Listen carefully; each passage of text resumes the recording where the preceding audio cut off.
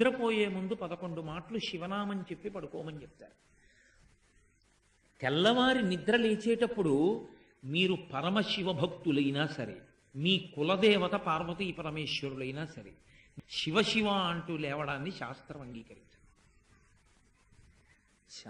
శాస్త్రమే. శివుడు కేశవుడు రెండని నేను అంటలేదు. కానీ దేని స్థితి దాందే అంతే.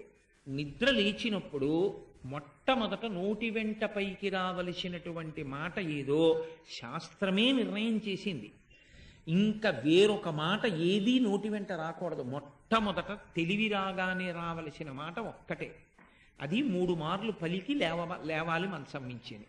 శ్రీహరి శ్రీహరి శ్రీహరి అన్నారు. 3 మాటలు శ్రీహరి అన్న నామం చెప్పి మాత్రమే లేవవలసి ఉంటుంది. అంటే జాగృతి ప్రారంభమైంది. నిద్ర లేచాడంటే రక్షణ చెయ్యవలసినటువంటి వాడు శ్రీ మహావిష్ణువే.